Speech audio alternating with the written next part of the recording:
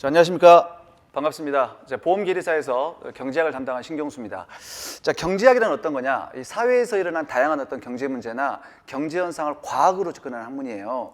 그럼 구체적으로 과학이 뭐냐? 수학이에요, 수학. 그래서 하지만 이제 수험 경제학에서 사용하는 수학이 뭐 고도의 수학을 의미하는 것도 아니고요.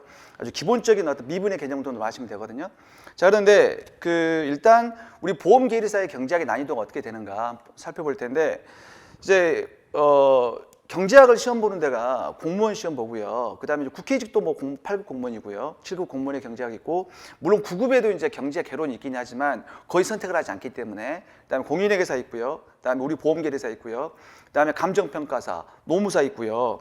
그 다음에 세무사 시험에 1차 과목이 재정학이 있어요. 이 재정학도 이제 경제학과 학생들 3학년에 배우는 과목이거든요. 재정학 있고요. 그 다음에 이제 뭐 테스트, 매경 테스트도 경제학을 시험 봅니다. 그런데 제가 모든 것에 다 강의를 하고 있어요. 공무원, 보험계리사, 뭐 간평사, 노무사 다 강의를 하고 있는데 난이도를 보게 되면 우리 보험계리사 문제는 40문제에 사지선다 나오고요. 그다음에 노무사가 25문제 5지선다로 출제가 되거든요. 그런데 2008년도까지 노무사가 그래서 경제학이 1차 필수 과목이었고요. 있는데 갑자기 경영학과 선택 과목으로 바뀌면서 경영학과 선택을 하거든요. 바뀌면서 난이도가 굉장히 낮아졌어요. 그래서 모든 경제학 시험에서 가장 난이도가 낮은 게, 물론 테스트의 매경 테스트는 약간 성격이 다르니까 제외시키고요. 노무사가 가장 낮습니다. 낮고요. 오지선다지만 가장 낮고요. 그 다음에가 이제 보험계리사예요. 보험계리사도 선택으로 바뀌었다가 다시 필수로 바뀌면서 최근에 이제 약간씩 좀 난이도 있는 문제들이 한두 문제 나오고 있지만, 우리가 지금 1차 과목에서 100점이 목표가 아니잖아요. 그 제끼면 충분히 뭐 한 90점 정도는 충분히 맞을 수 있거든요. 그래서 난이도가 약간씩 올라갔다고 보지만 여전히 난이도는 아주 낮은 수준에 있다라고 생각하시면 돼요. 그래서 기본적인 문제만 여러분들이 좀 이해를 하시면 충분히 고득점 맞을 수 있다라고 생각하시면 되고요. 일단 그래서 경제학에서는 이제 어떤 수학이라는 어떤 학문적인 방법을 사용합니다. 그래서 경제학이 마치 이제 자연과학화되다 보니까 마치 경제학이 수학이다. 경제 현상은 어디까지? 사회 현상입니다. 사회 현상인데 전통 경제 이론이 수학적인 분석 방법을 사용했기 때문에 우리도 수학은 하나의 경제학 언어라고 생각하시면 돼요. 그런 차원에서 우리가 수학을 공부한다고 생각하시면 돼요. 그러면 보통 이제 제가 보험계리사는 공부하는 학생들이 주로 수학과를 할지 경제학과 학생들이 많아서 수학적인 기본적인 베이스가 다 있다고 판단하지만, 아무튼 그래도 수험 경제학에서 이 정도의 수학을 사용한다, 그런 차원에서 여러분들이 한번 가벼운 마음으로 경제 수업 강의를 수강하시면 되겠습니다. 자, 가장 중요한 게 바로 미분의 개념이거든요. 왜 경제학에서 미분의 개념이 중요한가? 바로 한계라는 개념 때문에 그래요. 최소한의 여러분들 뭐 한계 효용, 체감의 법칙 그 정도는 하시잖아요. 그것 때문에 경제학에서 이 미분의 개념이 중요한 거예요. 그럼 본격적으로 미분이 어떤 의미를 갖고 있는지를 한번 우리가 본격적으로 들어가 볼 텐데, 자, 함수 알죠? 함수가 이렇게 있어요. 그래서 y라는 종속 변수는 x라는 독립 변수로 이루어진 펑션 함수다 이렇게 쓰잖아요. 그래서 x 독립 변수는 뭐예요? 영향을 주는 원인 변수, 설명 변수가 되는 거고요. 종속 변수는 영향을 받는 결과 변수가 되는 거잖아요. 이게 만약에 아주 간단하게 1차 함수라고 가정을 한번 해볼까요? 내가 EX 1차 함수라고 가정을 한번 해봅시다. 그러면 거기에 우리 자료가 다 있어요. 여러분들 자료를 보시게 되면 차분계수라는 개념이 등장하죠. 차분계수. 자, 차분계수는 어떤 거냐? 차분계수는 독립변수 있죠. 독립변수의 변화량분의 종속변수의 변화량이 차분계수예요. 자, 이게 지금 델타라는 개념이 등장을 하죠. 물론 다 알고 있으시겠지만 우리 그리스 문자에서 요건 스몰 델타가 되는 거고요. 라지 델타가 되는 건데, 이 라지 델타 같은 경우는 수학에서 만국 공통어야. 뭐야? 변화량을 의미하는 거야. 변화량을. 만약에 x값이 이렇게 있어요. 100에서 110이 됐어요. 그럼 어떻게 될까? 델타 x는 뭐가 된다? 10이 되는 거야. 우리 변화량은 어떻게 돼요? 변화한 후의 값에서 변화하기 전의 값을 빼는 거잖아요. 근데 만약에 x값이 100에서 90이 됐다. 델타 x는 뭐가 돼요? 마이너스 10이 되는 거예요. 다시 한번 변화량은 변화한 후의 값에서 변화하기 전의 값을 빼는 거니까 마이너스 10이 되는 거예요. 그러니까 플러스 10이면 x값이 10만큼 증가했다는 얘기고요. 마이너스 10이면 x값이 10만큼 감소했다는 얘기예요. 그래서 요 독립변수의 변화량분의 종속변수의 변화량이 바로 차분계수 또는 차분 몫이 되는 거예요. 그럼 이게 도대체 무엇을 의미하는가? 구체적으로 살펴보도록 할게요. 만약 얘가 EX예요. EX면 얘를 그림 한번 그려볼까요? 그림. 자, X값이 이렇게 있고요. Y값이 이렇게 있어요. 그러면 1차 함수이기 때문에 원점을 지나면서 기울기가 2인 우상향하는 직선이 되는 거 아닙니까? 그렇잖아요. 그럼 얘가 X값이 1이야. Y값은 2가 되고요. X값이 2일 때 Y는 4가 되고요. X값이 3일 때 Y는 6이 되는 거죠. 6이. 그쵸? 그러면 우리가 만약에 점이 있잖아요. 점이 이 원점에서 이 점까지 점이 이동을 했다고 한번 생각을 한번 해보자고요. 그럼 델타 X가 뭐야? 0에서 1로 증가를 했죠. 그러니까 델타 X 값이 1이 되는 거고요. 그 다음에 Y 값은 0에서 2로 증가를 했단 말이에요. 그래서 델타 Y는 2가 되는 거예요. 만약에 요 점까지 점이 이동을 했다. 델타 X는 2가 되고 델타 Y는 4가 되죠. 그 2가 되면 얘가 4가 되고요. 여기까지 점이 이동했다면 델타 X는 3이 되고 델타 Y는 6이 될 거예요. 6이 될 거예요. 그럼 도대체 이것이 무엇을 의미하는가? 보시면 X가 3개가 증가를 했을 때 Y가 6개 증가했다는 얘기는 3개당 6개 증가했다는 얘기는 뭐야? 결국 1개당 2개가 증가했다는 얘기 아닙니까? 자 보세요. 독립변수하고 종속변수라는 개념을 아시죠? 독립변수는 영향을 주는 원인변수가 되는 거고요. 종속변수는 영향을 받는 결과변수가 된다는 얘기예요. 그러니까 예를 들어서 우리가 경제학에서 만약에 이자율이 상승을 했더니 저축이 증가하더라. 그럼 이자율이란 녀석이 저축한테 영향을 줬잖아요. 그러니까 이자율이 독립변수가 되고 저축이 종속변수가 된다는 말이에요. 또 뭐 소득이 증가를 했더니 소비가 증가를 하더라. 소득이란 녀석이 영향을 주는 원인변수가 돼. 독립변수가 되는 거고요. 소비라는 것은 영향을 받는 결과변수, 종속변수가 된다는 얘기입니다. 그럼 우리가 궁금한 게 하나 있단 말이에요. 어떤 게 궁금하느냐? 독립변수는 영향을 주는 원인변수가 되는 거고 종속변수는 영향을 받는 결과변수가 되는데 이 독립변수의 영향에 대해서 종속변수가 얼마큼 민감하게 반응하는가? 그 민감의 정도를 알고 싶은 거예요. 민감의 정도를. 그러니까 얘 같은 경우는 Y는 EX야. 이 함수 같은 경우는 독립변수에다가 3개의 자극을 탁 줬더니 종속변수가 6개 반응하더라 그 얘기예요. 그러면 뭐야? 5개 자극 중 10개 반응할 거고 10개 자극 중 20개 반응할 거야. 결국 뭐야? 1개당 2개씩 반응하더라 그 얘기입니다. 그래서 자, 차분계수는 뭐라고요? 독립변수에다가 영향을 주는 독립변수에다가 하나의 자극을 줬을 때 종속변수가 몇 개 반응하는가? 독립변수의 변화에 대해서 종속변수가 얼마큼 민감하게 반응하는가? 그 절대적인 어떤 반응의 정도를 보자는 게 결국 차분계수가 된다는 얘기예요. 이해되셨죠? 자, 그런데 만약에 얘가 이렇게 볼까요? 여기 함수가 바뀌었어요. 이렇게 내가 2x 더하기 1로 바뀌었어요. 그러면 x, y 그럼 0이면 0일 때 얼마입니까? 1이 되죠. 상수항 1이 있으니까 1이면 얼마가 돼? 3이 되죠. 2이면 5가 되죠. 3이면 뭐가 돼? 7이 됩니다. 7이 되죠. 요때 델타 x 얼마예요? 1이죠. 델타 y 얼마예요? 2죠? 자, 0에서 2로 변했어요. 델타 x 2가 되고요. 델타 y 4가 되죠. 0에서 3으로 변했습니다. 델타 x 3이 되고요. 델타 y 6이 됩니다. 무슨 얘기야? 1이 있건 없건 간에 우리는 뭐가 돼? 우리는 뭐야? 이 차분계수 값은 변함이 없다는 얘기예요. 그러니까 그럼 이 차분계수가 무엇을 의미하는가? 결국은 이 직선의 기울기를 의미하는 거죠. 기울기를. 그런데 만약에 절편값이 1이에요. 1에서 출발을 하고요. 출발하고 2x니까 여기가 기울기는 우상향하는 직선이 되는 거예요. 그러니까 요 녀석의 기울기를 계산하던 요 녀석의 기울기를 계산하던 기울기는 여전히 2가 된다는 얘기입니다. 자, 이름 뭐예요? 상수항이죠. 상수항이 의미하는 바는 뭐다? 상수, 말 그대로 변하지 않은 수예요. 변하지 않는 수는 영향을 줄 수가 없어요. 그러니까 우리가 미분하게 되면 상수를 미분하게 되면 뭐야? 0이 되는 거잖아요. 0이. 그럼 다시 여러분 삼각함수 배웠죠? 뭐 거기까지는 중요하지 않지만 삼각함수가 이렇게 있어요. 여기가 직각이야. 그럼 여기가 이 각도는 세타예요. 그러면 예, 뭐 사인 세타, 코사인 세타, 뭐 탄젠트 세타를 배웠잖아요. 그래서 요 직선의 기울기는 뭐가 돼? 탄젠트 세타 값이 되죠. x축 변수의 변화량분의 y축 변수의 변화량이 요거의 기울기가 된다는 얘기예요. 여기까지 이해되셨죠? 그래서 탄젠트 세타 값이 기울기가 되다라는 얘기고요. 그럼 예를 들어서 만약에 함수가 이렇게 있어요. 자, y는 마이너스 2x 이런 함수가 있다고 가정 한번 해볼까요?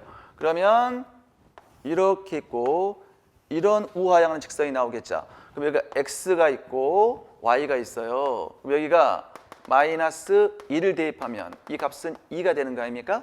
그럼 이것도 마찬가지로 요 점에서 요 점으로 점이 이동을 했습니다. 그럼 델타 x는 얼마가 돼요?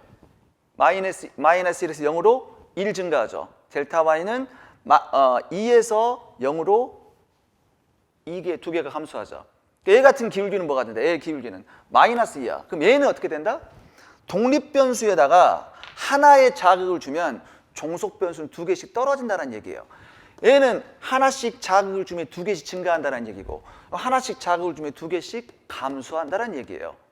여기까지 이해되셨죠? 자, 이게 차분계수예요. 차분계수인데 그러면 미분의 개념은 어떤 거냐? 자, 이거 보세요. 이게 지금 1차 함수 같은 경우는 직선의 방정식 1차 함수 같은 경우는 독립변수의 변화가 크던 작던 종속변수가 반응하는 비율이 무조건 일정하다는 얘기예요. 그러니까 하나 자국 중에 2개 반응하고 10개 자국 중에 20개 반응하고 1000개 자국 중에 2000개 반응하고 5000개 자국 중에 10,000개 반응하고 0.00001 자국 주면 0.00002 반응을 해서 무조건 독립변수의 변화는 크게 하든 작게 하든 종속변수가 반응하는 비율은 무조건 2로 일정하더라 그 얘기예요. 2로. 문제는 뭐야? 곡선입니다. 곡선. 곡선은 달라지는 거예요. 곡선은. 자, 곡선 볼까요? 자, 차분계수라는 개념 이해를 하셨고 곡선 볼게요. 자, 이런 곡선이 있어요. 이런 곡선이. 자, 그런데 여기서 요 점에서 출발을 해요. 그래갖고 이게 x축이고 이거 y축이에요. 요 점에서 출발을 했는데 이 점까지 점이 이동을 했습니다. 이때 우리가 차분계수를 한번 계산을 한번 해보자고요. 그러면 여기에 델타 x가 되고요. 여기에 델타 y가 되죠. y가 되니까 어떻게 된다? 요 직선의 기울기가 나올 거란 얘기예요. 이해되셨나요? 근데 만약에 여기까지 변화시키면 얘가 델타 x분의 델타 y 요거의 기울기가 나오겠다는 얘기예요. 자, 어떤 얘기입니까? 지금 아까 직선의 방정식 같은 경우는 독립변수의 변화를 크게 하든 작게 하든 종속변수가 반응하는 비율이 일정했지만 얘는 어떻게 돼? 얘는 독립변수의 변화를 작게 하면 기울기도 작게 나타나고요. 독립변수의 변화를 크게 했더니 기울기도 크게 나타난다는 얘기예요. 이런 것들을 우리가 보통 체증한다는 표현을 쓰거든요. 체증한다는 얘기는 점점 증가한다는 얘기예요. 만약에 체감하는 함수면 이렇게 되겠죠. 이렇게 돼요. 그럼 얘는 자, 요 점에서 출발을 해서 여기까지 변화시키면 델타 x분의 델타 y 요거의 기울기 죄송합니다. 요거의 기울기 이점까지 변화시키면 요거의 기울기 요점까지 변화시키면 요거의 기울기 얘 같은 경우는 독립변수의 변화를 크게 할수록 종속변수가 반응한 비율이 작아지고 있죠.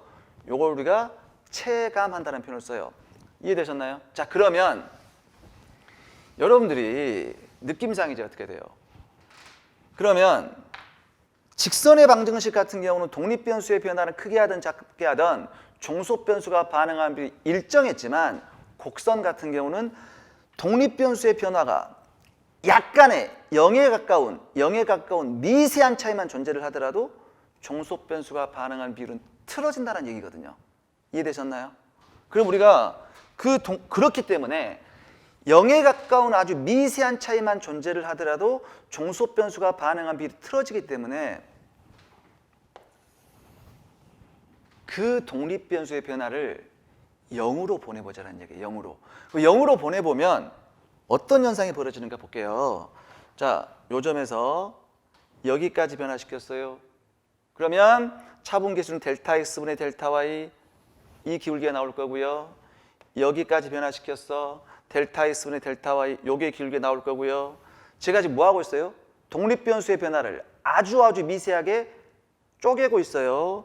여기까지 변화시켰어요. 요거 길게 나올 거예요. 이런 식으로 계속해서 독립변수의 변화를 아주 미세하게 쪼개다 보면 0에 가까운 이 점에서 독립변수의 변화를 0에 가깝게 보내게 되면 아마 요 기울기가 나올 것 같아요. 무슨 얘기냐? 여기서 독립변수의 변화를 자꾸 작게 하다 보니까 가다가 어떻게 돼요? 딱 붙어갖고 여기 나올 거 아니야.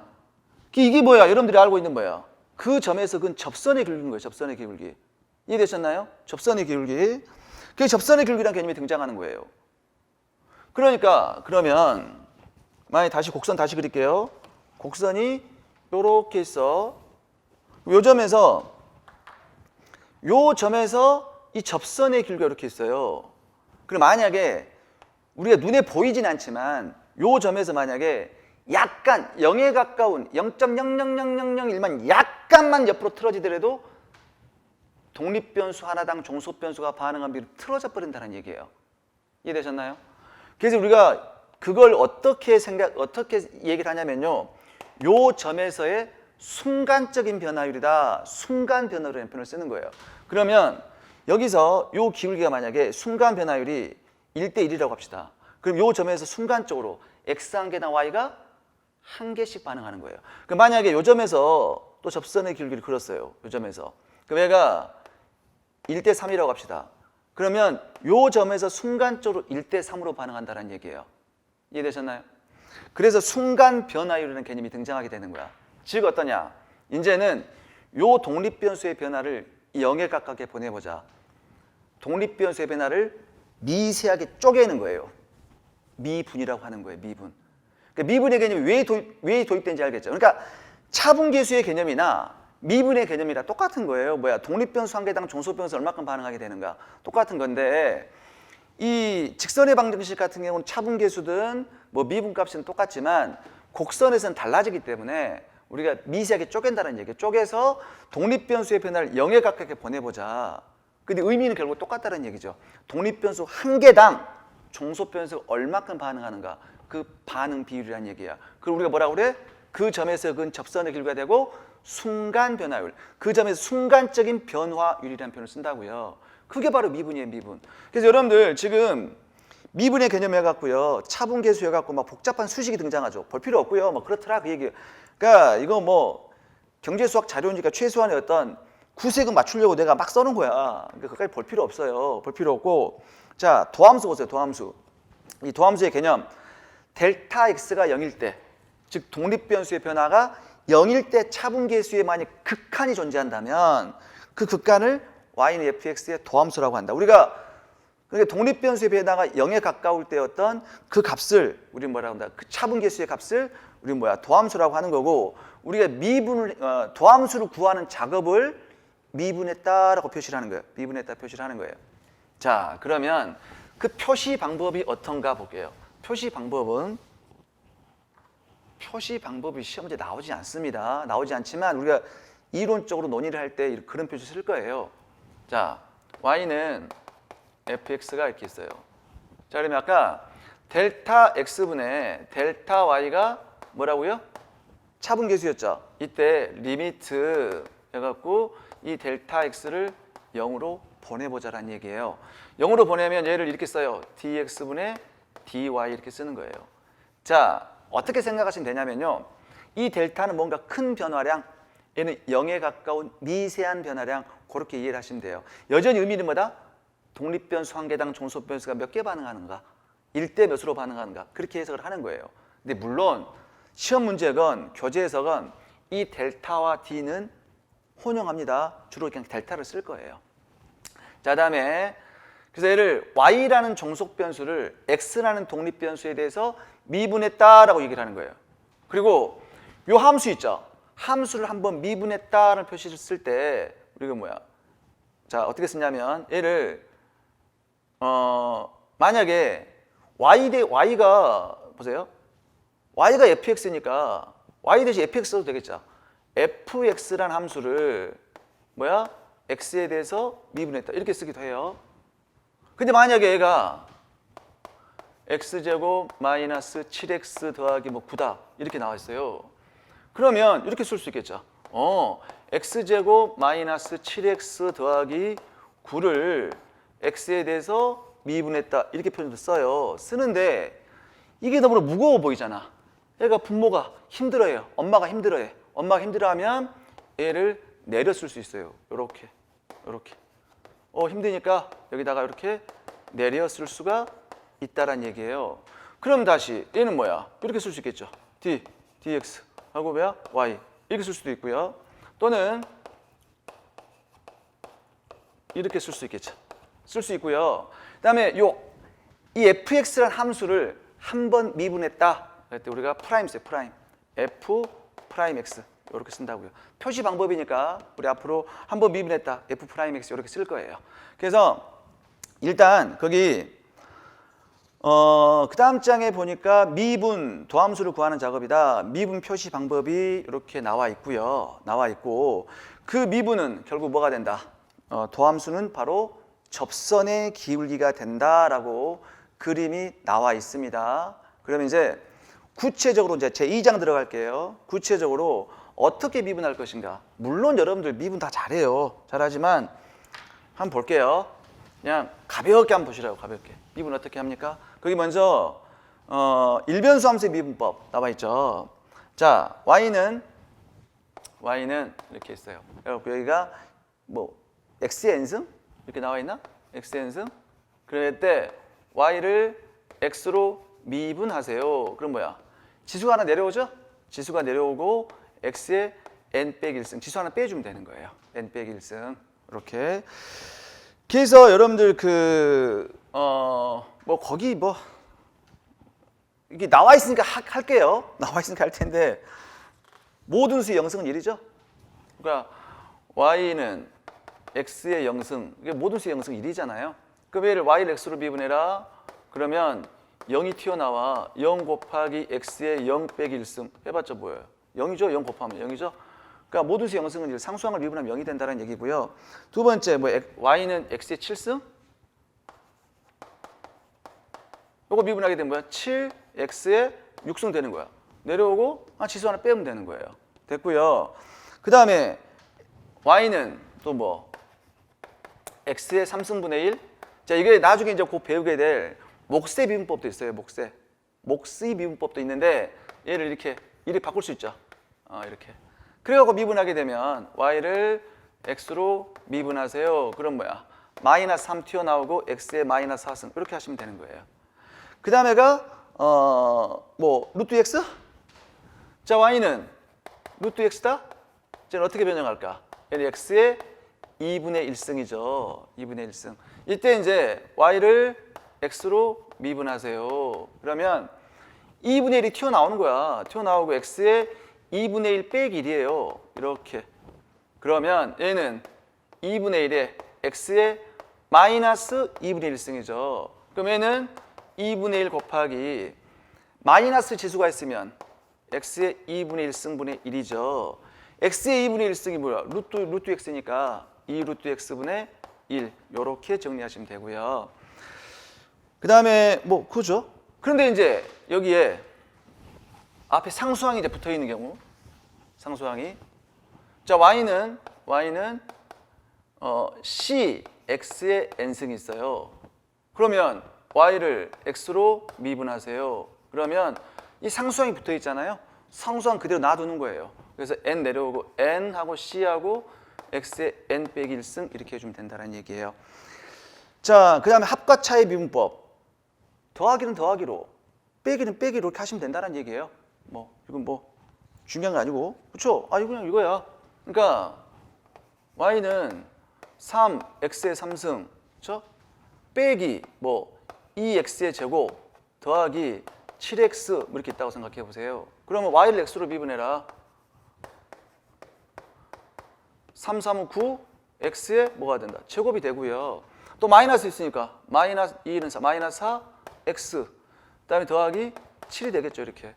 자, 왜냐면요. 우리 아까 y는 2x죠. 2x를 미분하게 되면 어떻게 됐어 아까? 그냥 2였잖아. 2. 왜 그럴까? 이 x의 지수가 1이 숨어 있는 거예요. 숨어. 1승이 숨어 있잖아요. 그럼 1승이 튀어나와. 그럼 2 곱하기 1 곱하기 x의 1 빼기 1승이잖아요. 그러면 얘가 2 곱하기 x의 0승이잖아. 모든 수의 0승은 1이 되니까 그냥 2가 되는 거예요. 됐나요? 그런데 아까 제가 상수항을 미분하게 되면 뭐가 된다? 0이 된다 그랬죠. 상수항을 미분하면 0이 되죠. 왜 상수항을 미분하면 0이 되는가? 자, y는 만약에 7이야. 그러면 y를 x로 미분해라. 뭐가 돼? 0이 되죠. 상수항은 변하지 않은 수예요. 그러면 x값이 아무리 변하더라도 얘는 뭐야? 그대로 고정돼 있잖아. 그러니까 얘는 기울기가 뭐가 돼? 상수함수죠? 기울기가 0이 되는 거잖아요. x, y 뭘로? 7로 딱 고정돼 있잖아요. 그러니까 기울기가 0이 되니까 함수값도 0이 되는 거예요. 왜? 여기에 무엇이 붙어 있어? 여기에 x의 0승이 숨어 있다라고 생각하면 돼. 모든 수의 0승은 1이니까요. 그 0이 튀어나오는 순간 어떻게 된다? 다 0으로 바뀌어 버리죠. 그래서 상수항을 미분하게 되면 0이 된다라는 얘기예요. 0이. 그러니까 쉽죠? 자, 이제 곱의 미분법 들어갈게요. 곱의 미분법. 곱의 미분법 이건 뭐냐? 이건 좀 알아야 될 것 같아. 뭐 여러분 잘 알고 계시겠지만 이거예요. 함수끼리 곱해져 있는 거예요. 그러니까 y는 fx 곱하기 gx 함수끼리 곱해져 있는 거예요. 함수끼리. 그러니까 예를 들어서 얘가 뭐 x의 3승 마이너스 7x제곱 뭐 이렇게 있고요. 이 함수하고 그다음에 3x 더하기 9 이렇게 함수가 곱해져 있어요. 자, 이때는 어떻게 하면 되냐면요. y를 x로 미분하세요. 그러면 앞에 있는 함수를 먼저 미분하는 거예요. 앞에 있는 함수를 먼저 미분해. 그다음에 뒤에 있는 함수를 그대로 곱해줘요. 더하기 앞에 있는 함수를 그대로 놔두고 뒤에 있는 함수를 미분해서 이렇게 곱해주면 되는 거예요. 쉽죠? 그러니까 만약에 이게 있잖아요. 요 곱의 미분법을 모르면 어떻게 될까? 요걸 다 전개를 해야 되겠죠? 전개를 해서 그 다음에 그걸 미분해야 돼. 전개를 해서. 근데 이게 막 차수가 몇 차항 있고요. 막 이게 곱하기 3개가 돼 있고요. 막 그랬으면 어떻게 되겠어? 전개하다가 생을 마감한다는 얘기야. 그러니까 이걸 이렇게 하시게 되면 바로 계산할 수 있죠. 자, 먼저 첫 번째 함수를 먼저 미분하는 거예요. 어떻게 돼? 3x제곱 마이너스 14x 됐나요? 그 다음에 그대로 뒤에 함수를 그대로 곱해주는 거예요. 더하기 9. 그 다음에 앞에 있는 함수 x 3승 마이너스 7x제곱 놔두고 뒤에 있는 함수 미분해서 곱해주면 되는 거예요. 그래서 혹시나 여러분들이 요걸 다 전개를 해. 전개를 해서 미분해 보세요. 미분해 보시고 요걸 또 전개를 해봐. 그러면 요걸 전개해서 미분한 값과 요걸 전개한 값은 똑같이 나올 거예요. 오케이. 그러면 또 이렇게 생각하는 학생도 있어요. 자, 아니 교수님, 그러면 y는 2x다. 아니 그러면 얘도 2하고 x가 곱해져 있기 때문에 요 미분법을 적용해야 되지 않습니까? 할 수 있어요. 자, 얘가 이렇게 그러니까 2하고 x가 곱해져 있지 않습니까? 그러면 자, y를 x로 미분하세요. 미분해. 자, 그러면 2를 미분해. 2를 앞에 있는 함수를 먼저 미분해 주기로 했죠. 2를 미분하게 되면 상수를 미분하게 되면 0이야. 0 곱하기 x 더하기 자, 앞에 있는 함수가 뭐예요? 2죠. 2. 2는 그대로 놔두고 x를 x로 미분하게 되면 1이죠. 1. 여전히 2입니다.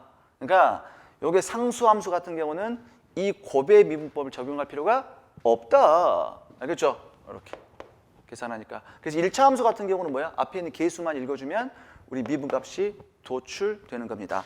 이게 이제 곱의 미분법이고요. 만약에 여러분들 이제 그 교재에 나와 있는 거 여러분들 한번 풀어보시고요. 만약에 이렇게 있다.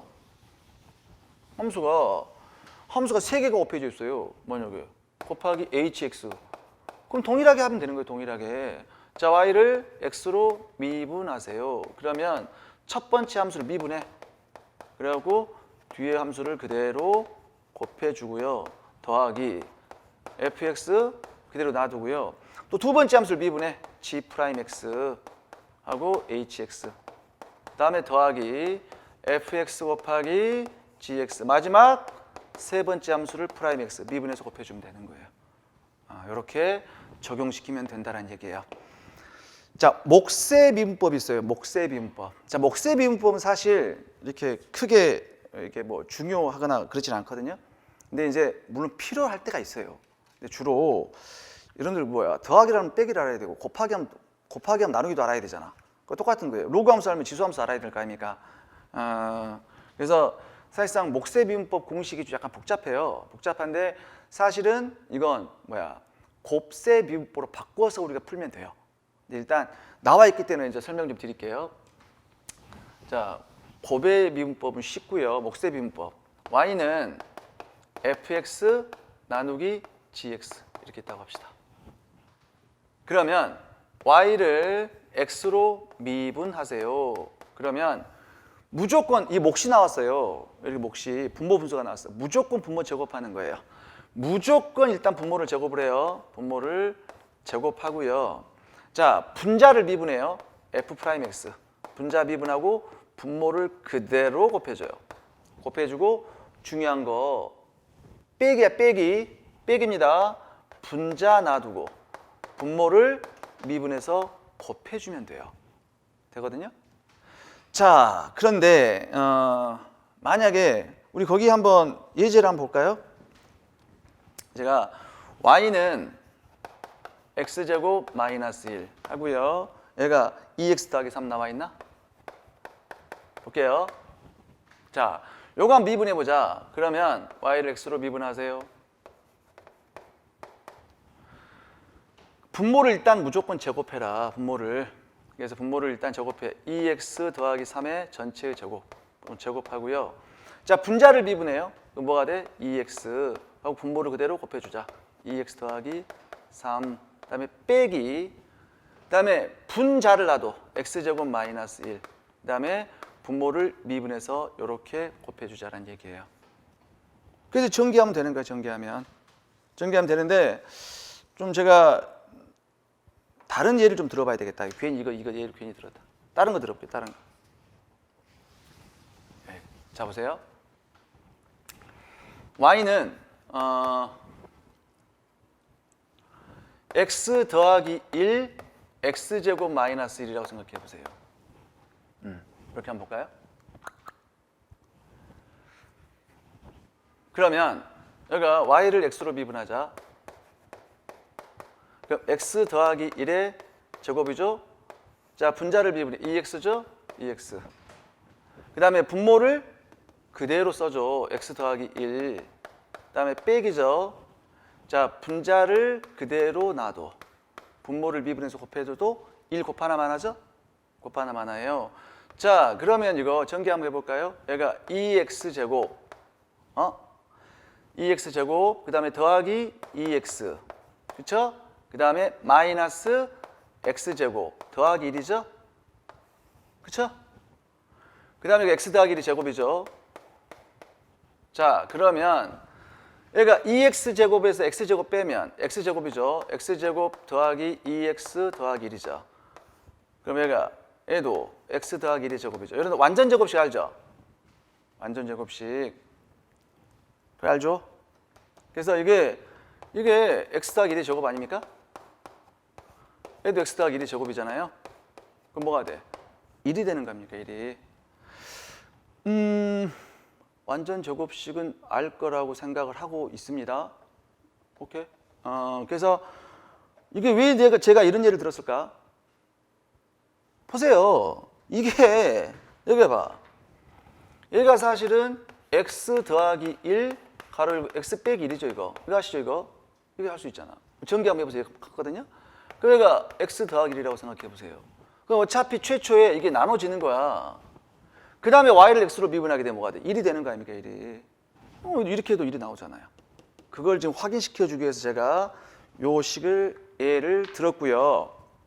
자, 이 목세 비분법은 사실 그 나중에 배우게 될 그 연쇄 법칙을 이용해서 충분히 풀 수 있기 때문에 일단 뭐 이게 자기는 이게 어렵다라고 생각하시면 굳이 암기할 필요는 없어요. 그런데 체인룰 알아야 돼. 체인룰. 이건 알아야 돼요.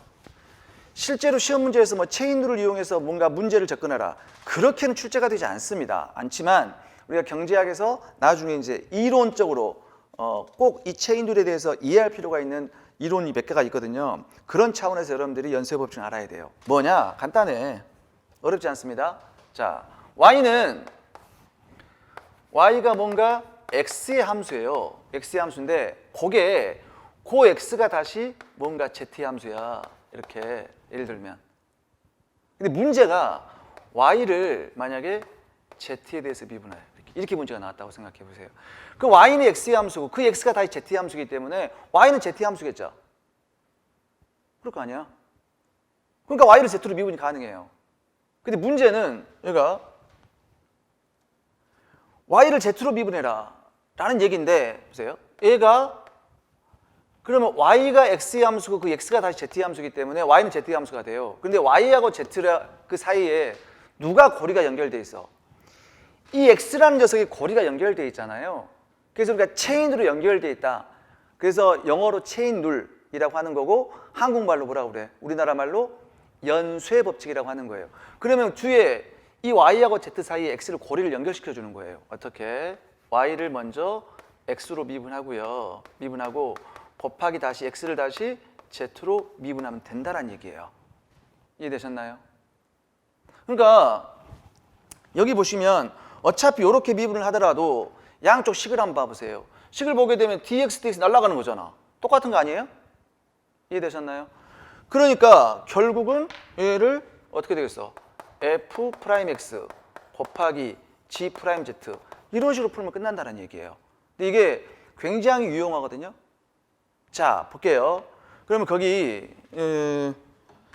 뭐 복잡한 식이 좀 나와 있는데 이거 갖고 또 대입해서 풀면 좀 시간이 좀 걸릴 것 같으니까 좀 더 간단한 예를 한번 들어볼게요. 그러니까 그 y는 간단한 예를 들어보자. 3x 더하기 2 이렇게 하고요. 그 다음에 그 x는 z제곱 더하기 1 이렇게 한번 해볼까요? 이렇게. 만약에 얘가 y를 z로 미분해라 시험 문제가 나왔어요. 나왔으면 요 체인룰을 모르면 어떻게 될까? 요 x를 다 대입해가 전개해서 풀어야 되겠죠. 그런데 얘가 막 항이 복잡하고 x제곱이 x 3승이야 막 x 7승이야 그럼 대입해가지고 전개하다가 또 생을 마감한다는 얘기예요. 그러니까 어떻게 된다? 그냥 이렇게 하는 거야. y를 먼저 x로 미분하고 다시 그 x를 다시 z로 미분하자. 이렇게 되는 거예요. 그러면 y를 x로 미분하자. 3이죠, 3. x를 z로 미분하자. 2z네. 그러면 정답은 6z가 정답이에요. 이해됐어요? 그러면 예를 들어서 이게 이렇게 되는 걸 한번 확인 한번 해볼까요? 또 대입해봐. 함수를 대입하는 거야. 여기다 z제곱을 대입해요. 그럼 3에다가 z제곱 더하기 1을 대입하는 거야. 더하기 2. 그럼 얘가 3z제곱 더하기 5네. 그렇잖아요? 그게 y를 z로 미분하면 6z 나오잖아요. 간단하게 확인시켜주기 위해서 제가 아주 간단한 함수를 예를 들어서 제가 설명해 드린 거예요. 이해되셨죠? 그 체인룰. 그래서 나중에 이제 우리 이제 미시경제학 들어가게 되면 생산조소 시장 배울 때 나오거든요. 체인룰이. 노동 투입을 증가시키면 생산량이 증가를 하고 생산량이 증가를 하면 뭐 수입이 늘어나. 그러니까 노동 투입을 증가시키면 생산량이 증가할 거 아닙니까? 그 생산량이 또 증가를 하게 되면 또 뭐야? 기업의 매출액이 발생을 하겠죠.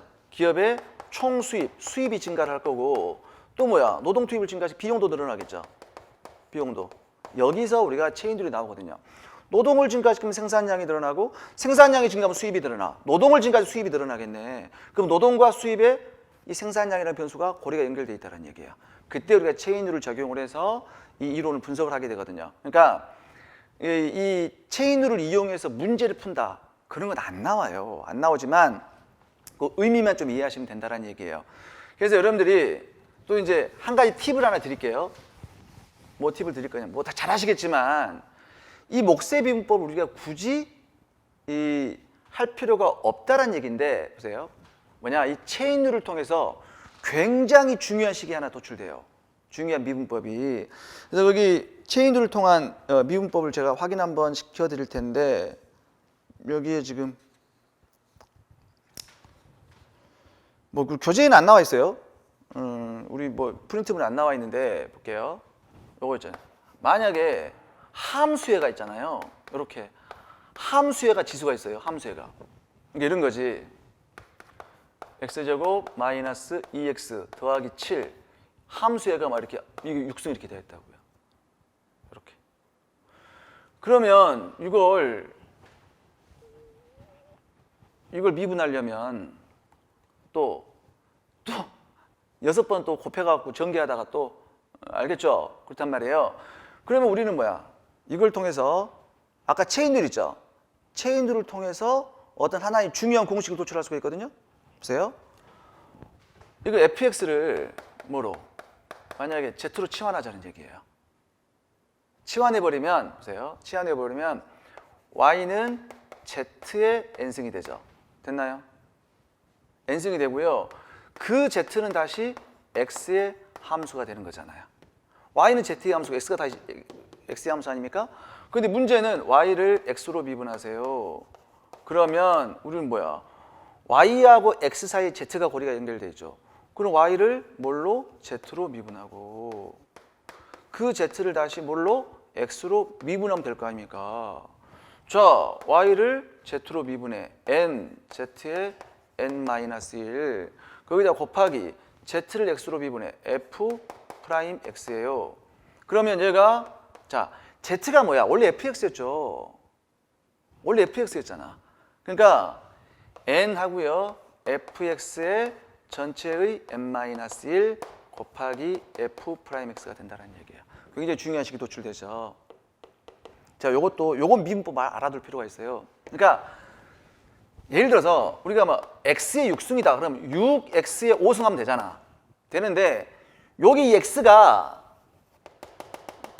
함수 전체 함수의 지수가 있다는 얘기예요. 그러면 지수가 튀어나와. 함수의 지수가 있죠? 지수가 튀어나오고 이 fx에다 n-3 그래갖고 요 함수 있죠? 안에 함수를 꺼내서 미분해서 곱해주면 되는 거예요. 이해되셨죠? 요것도 이 공식이 굉장히 중요한 공식인데 이 공식도 알아둬야 될 공식인데 요게 결국은 어떻게 된다? 이 체인룰을 통해서 공식이 도출됐다는 얘기예요. 됐죠? 그러면 만약에 이거 한번 미분해 볼까? 그러면 y를 x로 미분하게 되면 어떻게 돼? 6하고 x제곱 마이너스 2x 더하기 7에다가 5승해요. 5승한 다음에 이 함수를 꺼내서 미분해서 곱해주라고. 2x 마이너스 2야. 이해되시죠? 어렵지 않아요. 어렵지 않아. 자, 그러면 y는 x의 6승은 어떻게 됩니까? 그럼 y를 x로 미분해라. 그러면 y를 x로 미분해라. 그러면 6x의 5승하고요. 5승하고 요 함수 있지? 요 x를 꺼내서 미분하더라도 1이잖아. 곱하기 많아요. 곱하나 마나 똑같잖아. 이해됐죠? 오케이. 됐고 그렇다면 우리는 사실은 요 체인룰하고요. 이 체인룰을 통한 이 공식하고 곱의 미분법 있죠. 곱의 미분법을 통해서 우리는 뭐야? 몫의 미분법 이 공식을 도출할 수가 있는 거예요.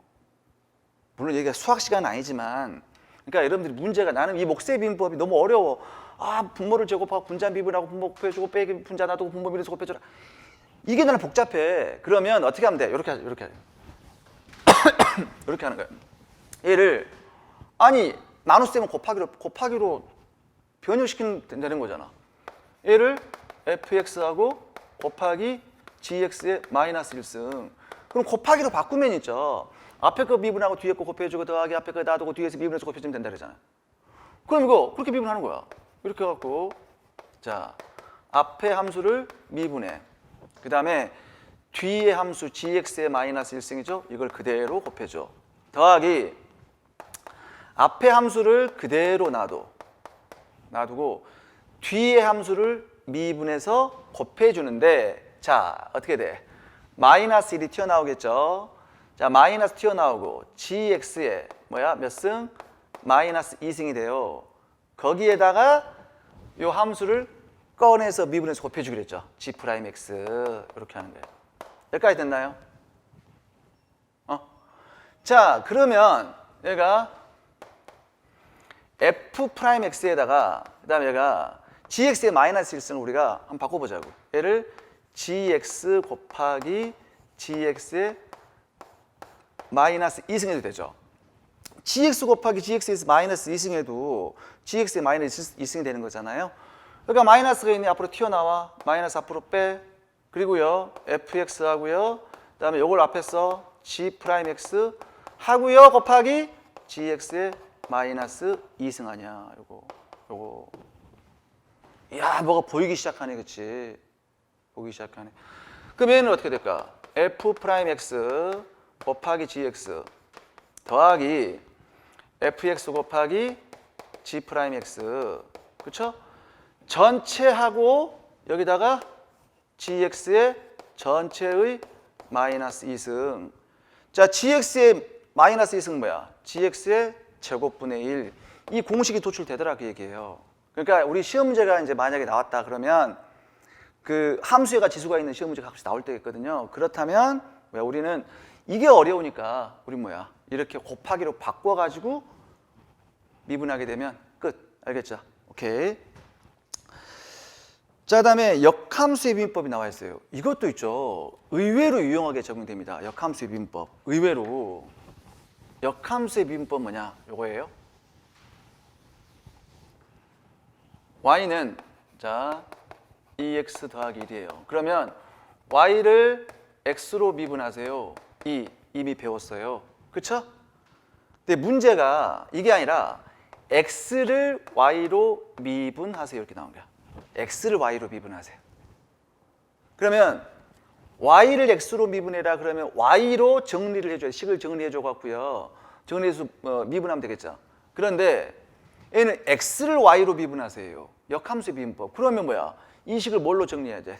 x로 정리를 해줘야 되겠죠. 그럼 x로 이렇게 정리를 해주면 2분의 1y 마이너스 2분의 1이죠. 요 정도는 아시죠? 요거 넘겨서 나누면 그 정도는 알 것 같아. 그쵸? 그래서 이걸 x를 y로 미분하게 되면 어떻게 돼요? 2분의 1이 되죠. 됐죠? 자, 그런데 문제가 이렇게 나왔어요. y는 x제곱 마이너스 5x 더하기 9가 나왔어요. 근데 문제가 나는 y를 x로 미분할 수 있어. 그쵸? 근데 문제가 x를 y로 미분하세요. 요렇게 만약에 이런 미분법이 나왔다고 합시다. 교수님 큰일 났어요. 아니 얘는 내가 y는 2x 더하기 1인데 얘를 x로 y로 미분하세요. 그럼 내가 x로 이렇게 딱 바꿀 수가 있어요. 1차 함수니까. 근데 얘는 x로 정리가 안 돼요. 어떻게 해요? 큰일 났어요. 그럴 필요 있다 없다? 없어요. 이걸 x로 정리할 필요가 없어요. 왜냐? dx분의 dy는 dy분의 dx의 역수죠. 그러니까 y를 x로 미분한 다음에 어떻게 된다? 그거의 역수 2분의 1 때리면 바로 나오는 거예요. 굳이 x로 정리할 필요가 없다는 얘기입니다. 이것도 마찬가지예요. x로 정리가 안 돼요. x로 정리가 안 돼요. 그럴 필요가 없다. 얘는 y를 x로 미분한 것의 역수예요. 그러면 y를 x로 미분해. 2x 마이너스 5분의 1 끝나는 거예요. 이렇게. 됐나요?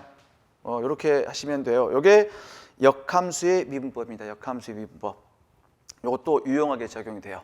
자, 지금까지는 이제 일변수 함수의 미분법이었어요. 이제 다변수 함수의 미분법. 이제 편미분이 등장하죠. 편미분도 알아야 돼요. 편미분. 자, 다변수 함수. 지금 독립변수가 x 하나밖에 없었죠. 독립변수가 하나인 함수를 일변수 함수라고 합니다. 근데 독립변수가 2개 이상인 함수를 다변수 함수라는 표현을 써요. 다변수 함수. 그래서 거기에 이렇게 나와 있죠. 함수가 f, x1 첫 번째 변수, 두 번째 변수 이렇게 해갖고요. 이렇게 xn까지 n개의 변수가 존재를 해요. 독립변수가 n개의 변수가 존재를 한다. 이때는 우리가 편미분한다. 한쪽 편만 미분한다. 편도 함수를 구한다. 그런 표현을 쓰거든요. 한쪽 편만 미분하게 된다. 라는 얘기예요. 그러면 어떻게 하면 되냐면 이게 우리가 첫 번째 함수를 이 함수를 첫 번째 변수에 대해서 편미분했다를 표시를 이렇게 아래점자 1을 쓰거든요. F1. 그러면 A는 첫 번째 변수에 대해서 편미분했다 그런 표시를 써요. 그때 우리가 요걸 라운드 표시를 쓰거든요. 라운드. 자, 다시 델타는 뭐라고? 변화량. D도 변화량. 이 델타는 뭐야? 큰 변화량, 차분계수. 요 D는 뭐야? 미세한 변화량. 알겠죠? 이게 전미분 표시거든요. 근데 이제 이걸 라운드라 읽기도 하고요. 파샬 읽어요. 이 파샬은 뭐야? 편미분 표시예요. 그러니까 한쪽 편만 미분했다 그런 표시예요. 이건 전미분, 편미분. 똑같은 변화량이에요. 얘는 편미분 표시할 때 이런 표시를 쓴다고요. 어떻게? 그래서 x1을 한 단위 증가했을 때 y가 몇 단위 증가하는가? 이렇게. 표시 방법이에요. 표시 방법. 그러면 두 번째 변수에 대해서 편미분했다. 또 어떻게 된다? x2가 한 단위 추가로 증가했을 때 y가 얼마큼 증가하는가? 자, 이거예요. 이거. 보세요. 경제학적인 예를 한번 들어볼 거예요. 저축함수가 있어요. S는 저축입니다. 저축이고, 그 다음에 R을 우리가 이자율 또는 Y를 국민소득이라고 하거든요. 그럼 여러분들 보세요. 이자율이 상승을 하게 되면 보통 저축이 증가하죠. 이자율이 올라오면 저축 많이 하잖아, 사람들이. 그 다음에 소득이 많아졌어. 소득이 많아지면 내가 또 저축도 많이 할 거 아니야. 소득이 많으니까. 오케이. 그래서 이 저축은 이자율의 증가함수, 국민소득의 증가함수예요. 그래서 이 저축은 함수야. 이자율과 국민소득의 함수예요. 이게 되는데 이거 다변수 함수죠. 독립변수가 2개 이상이니까. 그래서 이자율의 증가함수, 국민소득의 증가함수라고요. 그런데 이제 알고 싶은 게 이거야. 자, 이자율에다가 하나의 자극을 줬을 때 저축이 몇 개 변하는가? 그걸 알고 싶은 거예요. 이자율이라는 녀석한테다가 하나의 자극을 줬을 때 요 저축이 몇 개 반응하는가? 그걸 알고 싶은 거야. 그런데 국민소득이 변하면 돼, 안 돼? 안 되겠죠. 나는 순수하게 이자율이 하나 증가했을 때 저축이 몇 개 증가를 알고 싶어. 근데 거기다 국민소득까지 변해버리면 이 저축이란 녀석이 국민소득에 의해 변한 건지 이자율에 변한 건지 모르잖아요. 그래서 우리가 뭐라 그래? 편미분한다는 얘기는 이자율에 대해서 편미분한다는 얘기는 소득은 고정된 상태에서 이자율만 하나 증가해서 저축이 얼마큼 증가하는가. 또 이제 그 Y에 대해서 편미분하고 싶다. 그러면 어떻게 된다? Y를 제외한 나머지 모든 변수들은 전부 다 고정되어 있다는 가정, 즉 이자율은 상수로 고정되어 있다는 가정하에서 국민소득만 하나 증가했을 때 저축이 얼마큼 증가하는가. 한쪽 편만 미분하자는 얘기예요. 물론 전미분을 할 때는 이자율, 국민소득이 다 변해요. 그건 우리는 다루지 않아요. 전미분까지 다루지 않는다고요. 편미분. 그래서 이것도 똑같아요. x1이 한 단위 추가로 증가했을 때 y가 얼마큼 증가하는가. 단 x1을 제외한 나머지 모든 변수들은 다 고정되어 있다는 가정하에서 x1만 하나 추가로 증가했을 때 y가 얼마큼 변하는가. 이것도 마찬가지. x2를 제외한 나머지 모든 변수들은 전부 다 상수로 고정되어 있다는 가정하에서 x2만 하나 증가했을 때 y가 얼마큼 변하는가. 알겠죠? 그러면 이제 표시 방법이 알겠죠? 표시 방법. 어떤 의미인지 아시겠죠? 표시 방법. 그러면 어떻게 편미분할까? 간단해요. 편미분은. 자, x1에 대해서 편미분해라. 그럼 x1을 제외한 나머지 모든 변수들은 전부 다 상수 취급하면 되는 거야. 상수. 그럼 여러분들이 지금까지 상수를 어떻게 취급했습니까? 보세요. y는 2x 더하기 1이었죠. 그럼 여기서 y를 x로 미분할 때 어떻게 상수 취급을 했냐면 상수가 지금 2개가 보이네. 2개 보이죠? 2개 보이죠? 요 2 보이네. 2 보이고 1 보이네요. 그쵸? 그쵸? 요 2는 죽였습니까? 살렸습니까? 살렸죠. 왜? 변수 옆에 붙어있는 상수는 살려줘야 돼. 왜? 변수가 지키고 있어. 그렇게 하세요. 근데 홀로 있는 상수 있죠. 요 녀석은 뭐야? 좀 불쌍하지만 죽이는 거예요. 자, 미분 대상이 되는 변수 옆에 붙어있는 상수는 어떻게 된다?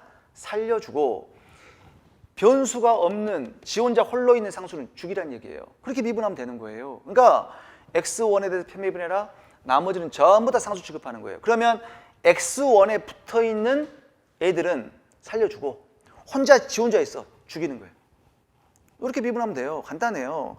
자, 한번 볼까요? 그래서 거기 뭐 함수가 우리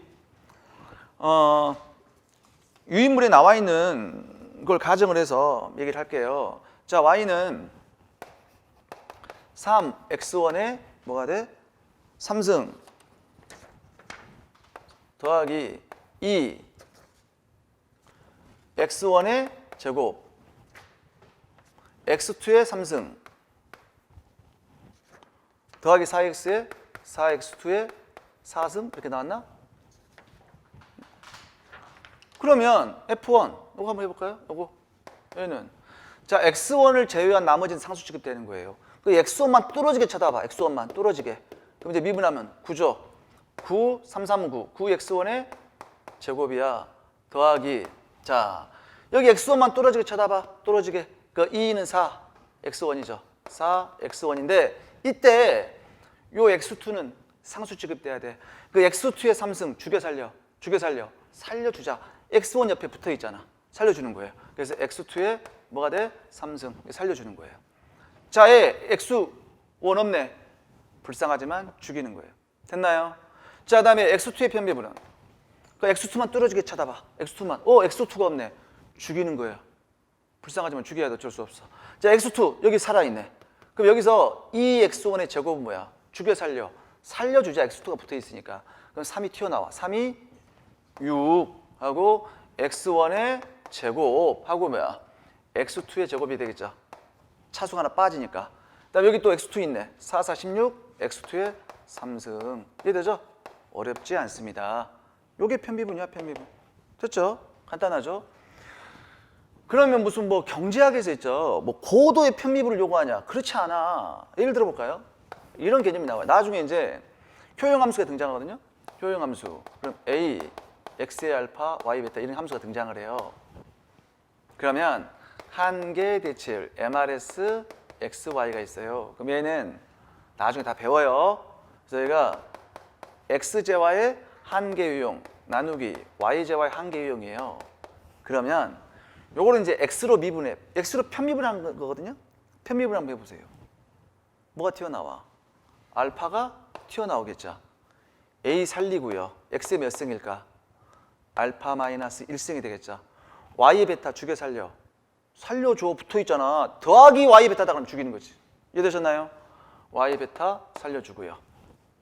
자, 얘는 분모는 Y에 대해서 편미하다는 거야. 뭐가 튀어나와? 베타가 튀어나오겠네. 베타 A, X의 알파, Y의 베타 마이너스 1승 이렇게 되겠네요. 자, 그러면 여기서 뭐가? A가 날아가네. 지워지죠? 지워지고요. 뭐 이 정도는 아시죠, 여러분들? X의 A, X의 B, X의 A 빼기 B. 이건 아시죠? 그러면 여기가 뭐가 남아? 베타분의 알파 남고요. 자, 여기에 X의 알파 마이너스 1, 마이너스 알파죠. 그럼 X의 마이너스 1승이잖아요. X의 마이너스 1승은 X분의 1 아닙니까? 자, Y 볼게요. Y의 베타 빼기 베타 마이너스 1이야. 그 Y죠? Y네. 요거예요. 그러면 시험 문제가 나왔을 때, 야, 요게 시험 문제 나왔을 때, 야, X에 대해서 편비분하고 Y 편비분 해갖고 이렇게 해갖고 한계대치를 구하느냐? 웃기는 소리. 누가 시험 문제 시험장에 그렇게 하고 있습니까? 다 암기하는 거야, 암기. 사실은. 하지만 우리가 이게 코옵더글라스 효용함수라고 굉장히 중요한 함수거든요. 그런데 이게 왜 도출됐는가를 알아야 그 찝찝함을 덜 수 있잖아. 그런 차원에서 우리가 편비분 공부하는 거예요. 암기하는 거 암기. 암기. 다 암기. 그래서 제가 수업 시간에 다 암기시켜 드릴 거예요. 걱정하지 마세요. 이 A는 절대 신경 쓸 필요 없어. 이렇게 하고 이렇게 암기하는 거야. Y 베타 해갖고요. 이렇게 암기하는 거거든요. 자, 한계대치를 구하세요. 한계대치를 구하세요. 베타분의 알파 X분의 Y, 베타분의 알파 X분의 Y, 베타분의 알파 X분의 Y, 베타분의 알파 X 이렇게 암기하는 거야. 베타 알파 XY, 베타 알파 XY 이렇게. 베타분의 알파 X분의 Y 이렇게 암기하는 거예요. 그래서 실제로 여러분들 시험 문제 이렇게 나왔다. 만약에 효용함수가 10 신경 쓰지 마. 한계 대체일 때는 x에 0.3 y에 0.7이다. 한계 대체율은 7분의 3 x분의 y. 이거예요. 이거야. 오케이. 됐죠? 자, 이 편비분이었고요. 이제 극치값이 나오죠. 극치값. 극치값은 이제 극대 극소를 극치값이라고 하는 거예요. 극대 극소를. 자, 그런데 우리는 뭐야? 상대적 극치, 국지적 극치라는 개념이 등장하거든요. 어떤 얘기냐면 만약에 여러분들 3차 함수가 있어요. 3차 함수에 3차 함수에서 그 3차 항의 앞에 있는 개수가 플러스면 3차 함수 이런 형태로 그림이 그려지잖아요. 이렇게. 그럼 얘는 극대극소가 같습니까? 안 같습니까? 극대극소가 없죠. 계속 영원히 증가, 영원히 감소하잖아. 극대극소가 없어요. 하지만 이 구간을 잘라보면 여기는 극대값이죠. 이 구간을 잘라보면 여기는 극소값이죠. 그래서 이때 우리가 요걸 국지적인 상대적인 극대, 요걸 국지적인 상대적인 극소라고 하는 거예요. 이해되셨나요? 그래서 그럼 이 극치값도 경제학에서 중요한 의미를 갖고 있어요. 왜 갑자기 극대 극소, 극치값이 중요하냐? 자, 소비자 이론으로 들어가게 되면 이게 나오거든요. 소비자는 그 주어진 예산 제약하에서 효용을 가장 극대화시키는 거예요. 자기 만족감을 가장 극대화시켜야 되고요. 그러니까 거기서 효용 극대화라는 개념이 등장을 하고요. 그다음에 주어진 효용을 가장 최소의 지출로 해야 돼요. 지출 극소화의 문제가 등장합니다. 또 기업들은 생산자 균형 조건에서 동일한 비용하에서 생산량을 극대화시켜야 돼요. 그럼 동일한 생산량 하에서 또 최소의 비용을 극소화시켜야 돼요. 또 그게 결국은 기업의 이윤 극대화로 이어질 거예요. 그러니까 극대극소가 등장하는 이유가 바로 그것 때문에 등장한다는 얘기예요.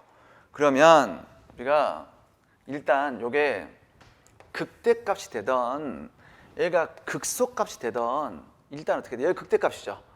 그럼 어떻게 돼요? 한 번 미분해 갖고 자 우리가 미분값은 뭐라고요? 접선의 기울기라고 배웠죠. 그래서 그 미분값이 접선의 기울기가 뭐가 돼야 돼요? 0이 돼야 돼요. 접선의 기울기가 0이. 자, 이게 극대값을 갖든 극소값을 갖든 이따가 어떻게 돼요? 미분값이 접선의 기울기 0이 돼야 뭔가 극대극소를 가질 거 아닙니까? 그런데 미분값이 0이 되면 극치를 갖는 충분 조건 되지 않습니다. 필요 조건이에요. 충분 조건, 필요 조건 아시죠? 그러니까 이게 여러분들 y는 있잖아요. x의 3승이에요. 그럼 여러분들 이게 y, x 3승 어떻게 돼요? 그래프가 x, y 해갖고 이렇게 되잖아요. 이렇게 되잖아요. 이거 공부했을 거예요. 자, 여러분들 여기 있잖아요. 요 점에서 미분값이 0이거든요. 기울기 0입니다. 이거 0이에요. 이 점에서. 교수님 0으로 안 보이는데요? 0입니다. 그럼 0이 안 보이는데 교수님 그렇게? 0이야. 보세요. 이렇게 내가 그랬어요. 그림 그리면 여기 분명히 기울기 0이죠? 인정할 수 있지? 인정하세요? 인정하죠? 기울기 0이야 분명히. 그쵸? 내가 요거 싹 지워볼게요. 요거 싹 지울게요. 이제 인정할 수 있나? 기울기 0입니다 이거. 아시겠죠? 근데 극치값 같습니까? 안 같잖아요. 그러니까 미분값이 0이다 라는 것은 극치값을 갖기 위한 필요 조건이지 충분 조건 아니라는 얘기예요. 충분 조건은 그렇게까지 중요하진 않고요. 일단 그렇다 뭐 그런 얘기 나와 있고요. 그래서 이제 거기 그 예제가 나와 있어요. 예제가 나와 있는데 예제 볼 필요 없어요. 그러니까 뭐 그렇더라. 뭐 x 지금 3차 함수가 되니까 요렇게 3차 함수 요렇게 있잖아요. 그럼 여기는 상대적 극대, 상대적 극소 값을 갖더라 뭐 그런 얘기인데 한번 여러분 예제 문제 한번 보시고요. 자, 중요한 것은 이거예요, 이거. 거기 이제 고개도 함수가 등장하죠. 이 고개도 함수 표시 방법은 또 중요하지 않습니다. 이것도 표시 방법. y는 fx예요. x인데 이걸 2개 미분한 거야. 한 번 더 미분해. 한 번 미분한 게 f 프라임 x였죠. 두 번 미분하면 f 프라임 프라임 2 프라임 x예요. 그러면 보세요. 한 번 미분한 게 우리가 y를 x로 미분해라. 여기 한 번 미분한 거잖아요. 요걸 또 한 번 x로 미분하는 거예요. 이렇게 됐나요? 요걸 또 한 번 또 x를 또 미분하는 거잖아. 그러면 얘를 이게 분모가 무거워 보이니까 얘를 아래로 내릴 수 있다 그랬죠. 내리면 d 하고요, dx 하고 dy, dx죠. 이렇게 되죠. 이렇게. 그럼 얘를 전개를 해보면 얘가 어떻게 될까? d 제곱 y가 되고요. 얘는 dx의 전체의 제곱이죠. 그럼 얘가 결국은 두 번 미분한 거예요. 그런데 이렇게 보통 쓰지 않아. 왜냐? 요게 그냥 가로가 불편해. 가로가 불편하니까 그냥 여기다가 dx 제곱 이렇게 써버려요. 그럼 얘가 두 번 미분한 거구나. 그럼 세 번 미분했다. 프라임 프라임 프라임 x가 되는 거예요. 세 번 미분하게 되면 d 3승 y dx의 3승 이렇게 한다고. 이렇게. 물론 가로 3승인데 가로 생략한다고요. 네 번 미분했다. 프라임 프라임 프라임 프라임 그렇게 하잖아. 네 번부터는 이렇게 써요. 그럼 얘가 네 번 미분했다. d 이렇게. 알겠죠? 표시 방법이 그렇다는 얘기예요. 중요하지 않아요. 이게 미분 정도만 우리가 이해하시면 된다고요. 표시 방법 중요하지 않습니다. 넘겨볼게요. 그럼 이계 도함수. 자, 이계 도함수 볼게요. 자, 일단 극치값을 갖기 위한 먼저 일계 조건 있죠. 자, 함수가 이렇게 있어요. 함수가. 그럼 얘를 일계 조건, 극치값을 갖기 위한 일계 조건은 한 번 딱 미분 때리고 뭐 해라? 0을 줘라. 아까 얘기했잖아. 자, 이계 조건이 필요합니다. 왜냐하면 요게 있잖아요. 이게 일계 조건만 가지고는 이게 극대값인지 극소값인지 모르잖아요. 그래서 이계 조건이 필요한 거예요. 이계 조건. 자, 이계 조건 볼게요. 이계 조건 보세요. 자, 먼저 보세요. 한 번 미분한 값이 플러스야. 만약에 플러스면 요 함수 값이 증가한다는 얘기 아닙니까? 근데 한 번 미분한 값이 마이너스면 함수 값이 감소한다는 얘기예요. 오케이.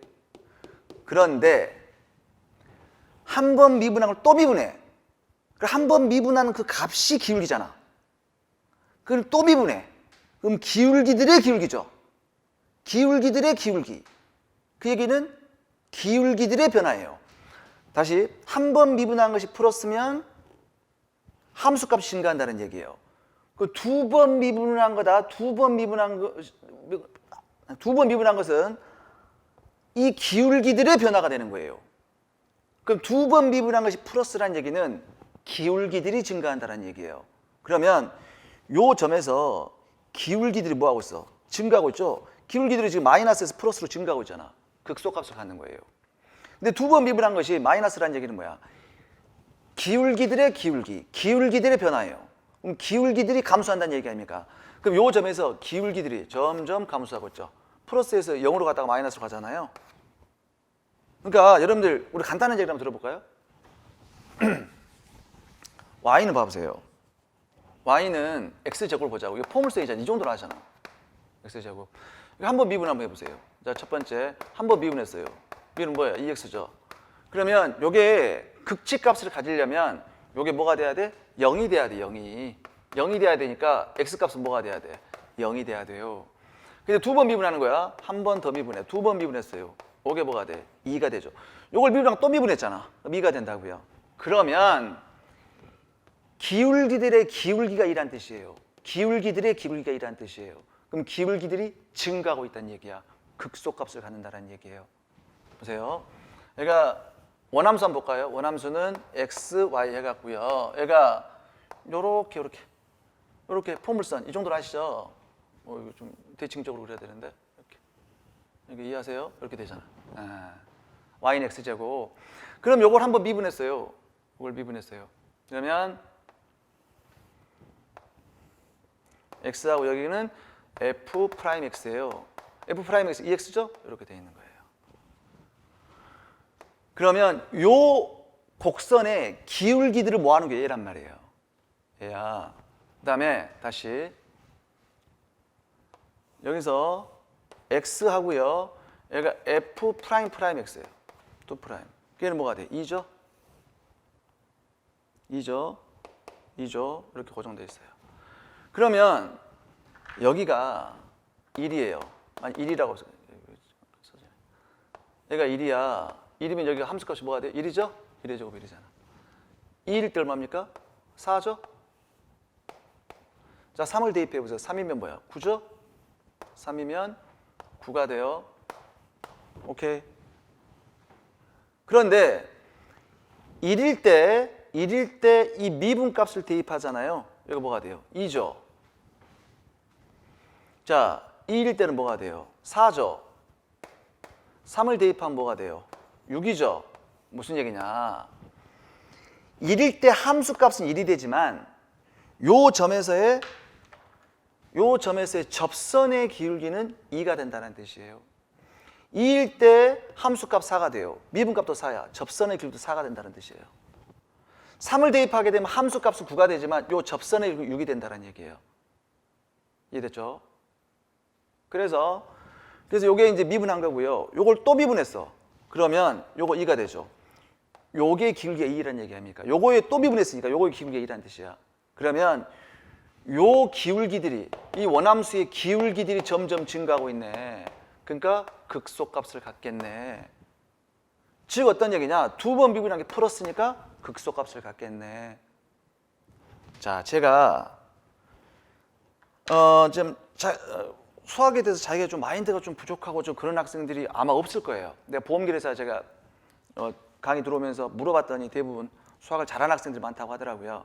근데 자기는 그래도 수학을 좀 약간 약해. 그러면 이걸 이용해서 문제를 푼 게 안 나와요. 안 나오고 단지 그 의미를 이해를 하셔야 돼요. 우리가 나중에 이제 예산제약과에서 효용을 극대화한다거나 또 뭐 이용 극대화할 때 요게 개념이 좀 나오거든요. 그래서 그 의미만 이해하시면 돼요. 마지막 결론만 우리가 알면 돼요. 그러니까 너무 막 여기에 막 어렵다 그래갖고 어려워요 그렇게 생각하지 마세요. 야, 이거 제가 충분히 이론 강의 시간 때 다 커버 드릴 거예요. 커버할 거예요. 걱정하지 마시고. 됐죠? 그 알아야 될 건 뭐냐면, 자, 한 번, 두 번 미분했어요. 얘가 마이너스야. 기울기들이 감소하고 있어요. 극대가 되는 거고요. 자, 두 번째, 두 번 미분한 게 만약 플러스야. 그럼 뭐가 된다? 극소값을 갖는다라는 얘기예요. 요건 아셔야 된다라는 얘기예요. 요건. 물론 이게 이론을 이해할 때 필요한 것이지, 여러분들 요걸 뭐 시험 문제를 해결할 때 필요한 건 아니에요. 오케이. 자, 우리 이계 도함수까지 우리가 설명을 좀 드렸고요. 거기 예제가 나와 있는 것은 여러분들 한번 보시고요. 자, 제5장 지수함수 로그함수가 나와 있죠. 지수함수 로그함수. 이것도 제가 학교에서 이 경제수학 강의만 10년 했거든요. 10년 했는데 이제 경제수학 경제학을 공부하신 학생들이야 이게 필요해요. 하지만 뭐 여기 수험 경제학에서는 지수함수 로그함수의 정확한 미분법 볼 필요 없고요. 몇 가지만 이해하시면 돼요. 몇 가지만. 여러분들이 그 고등학교까지 배웠던 지수 로그함수는 뭐였어요? 밑수가 10이었죠. 상용 로그였죠. 그래서 여러분들 이렇게 배웠잖아. 로그 해갖고 얘가 뭐 10, 100이다. 그러면 뭐야? 예. 로그 해갖고 10의 제곱이다. 이게 탁 튀어나오면 2 하고 이렇게 배웠잖아. 지금 이런 거 안 해요. 밑수가 10인 로그, 상용 로그, 이 곱비례들 하는 거야. 자, 우리는 그렇게 이런 거 하지 않습니다. 이제는 뭐냐면 밑수가 익스포넨셜인 로그예요. 익스포넨셜. 그 밑수가 익스포넨셜 로그 함수가 미적분학에서 바람직한 밑수라고 하거든요. 그러면 밑수가 익스포넨셜인 로그 뭐냐? 익스포넨셜이 어떤 거냐면요. 1 플러스 n분의 1의 m승이에요. m승인데 요 m을 무한대로 보내는 거예요. m을 막 무한대로 보내보면 어떤 수에 근접을 해요. 그 수가 뭐냐면 2.71828 계속 다른 숫자가 나타나요. 요걸 우리가 무한소수가 되고요. 무리수가 되죠. 무리수예요. 여러분들 대표적인 무리수가 뭐예요? 원주율 있죠. 원주율 3.14 원주율. 이 원주율도 3.14 다 다른 숫자가 나오죠. 원주율. 그래서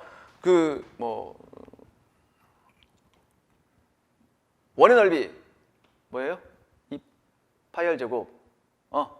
원의 둘레 2파이R. 우리 배웠잖아요, 여러분들. 그러니까 여기 익스포넨셜 로그예요. 그러면 우리가 로그 함수에서 y는 지수함수, 우리 지수함수에서 예를 들어서 x의 제곱이 지수함수래. 지수함수 아닙니다. 이거 2차 함수예요.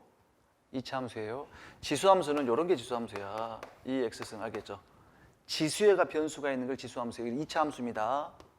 그러면 지수함수에서 y는 ax 이런 함수가 있죠. 근데 a는 어떤 값을 가지면 안 돼?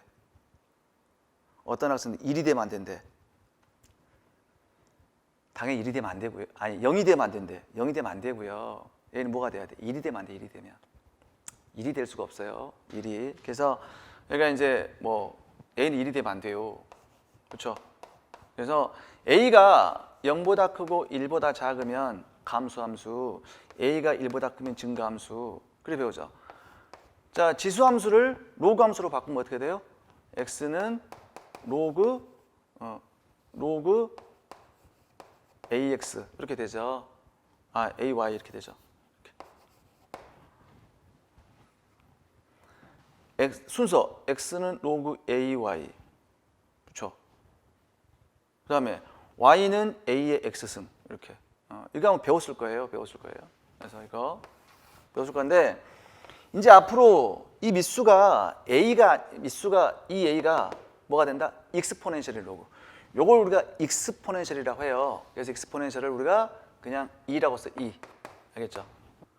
그러면 또 미수가 익스포넨셜인 로그 함수를 우리가 자연 로그 함수, 미수가 익스포넨셜인 지수 함수를 자연 지수 함수라는 표현을 쓰거든요.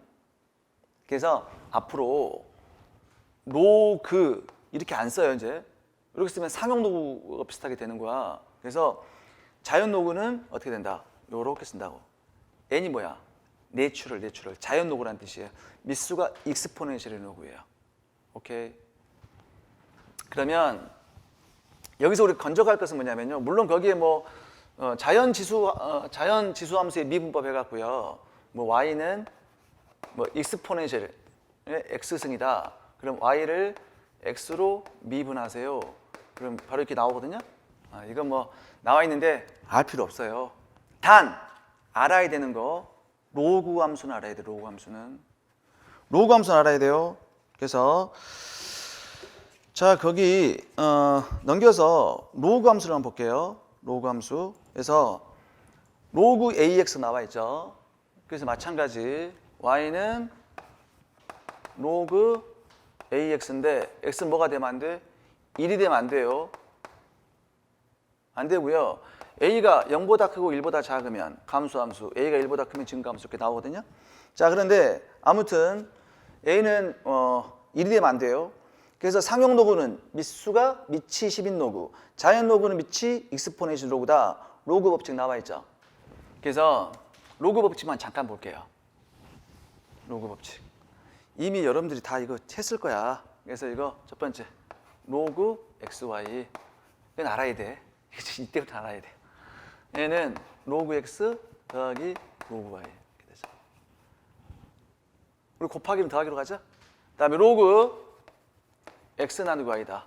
나눗셈 빼기로 가죠. 로그 x 빼기 로그 y 이렇게. 요 둘은 알아야 돼요. 요 둘만 알면 돼. 다른 거 알 필요 없어요. 다른 거 다 지워도 돼요. 요 둘만 알아. 왜 다른 거 왜 써놨습니까? 구색 맞추려고 써놓은 거예요. 요 둘만 알아야 돼. 경제학에서 나와요. 요 둘은 알아야 돼. 그리고 이제 지수함수, 로그함수 미분법 있죠. 요것도 알아야 돼요. 여기서 자 보세요. 요거 알아야 되고요. 또 알아야 될 건 y는 로그 x예요. 그때 y를 x로 미분하세요. 물론 얘가 자연 로그예요. 그럼 얘가 미분하잖아. x분의 1이 돼요. 요 사실 알아야 돼요. 요 사실은. 자, 그럼 이게 경제학에 어떻게 응용되는가 제가 다시 설명드릴 테니까 일단 이게 아셔야 돼요. 그럼 얘를 이 y 대신에 로그 x를 집어넣을 수 있죠. 그러니까 y를 x로 미분해라. 그 얘기는 뭐야? 로그 x를 x로 미분하라는 얘기가 똑같은 거죠. 그럼 뭐야? x분의 1이 돼요. 왜 그렇게 됩니까? 받아들이세요. 여기는 수학 시간이 아니에요. 내가 어떻게 증명을 다 해 이거? 그냥 받아들이는 거예요. x분의 1이에요. x분의 1, x분의 1, x분의 1. 자, 그런데 거기서 굉장히 중요한 사실 하나 나와 있어요. 뭐가 중요한 사실 나와 있어? 거기 자, 일단 이게 x분의 1이 왜 나오는가에 대해서 한번 볼까요? 여기가 그 다음 장에 뭐 또 지수함수 미분법 해갖고 이거 또 같이 정리해서 나와 있네. 그쵸? 그게 무슨 얘기냐면 얘가 x는 만약에 아까 2y승 있죠? 이렇게 있잖아요. 아까 우리가 x를 y로 미분하게 되면 뭐가 있어요? 2의 y승 그대로 나온다 그랬죠? 잖아요?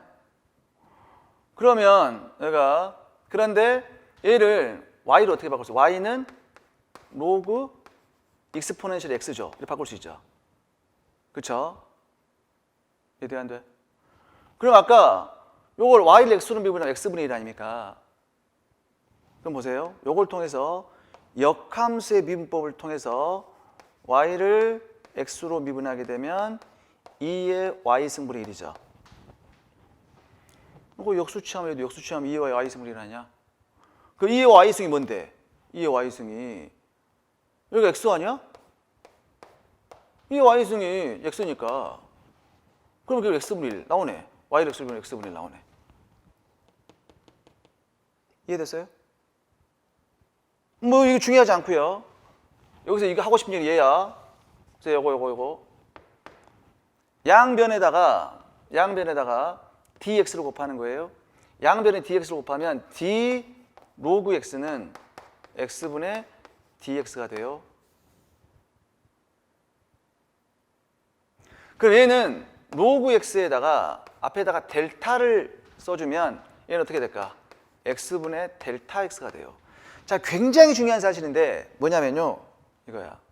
자, 여러분들이 x값이 100에서 만약 110이 됐어요.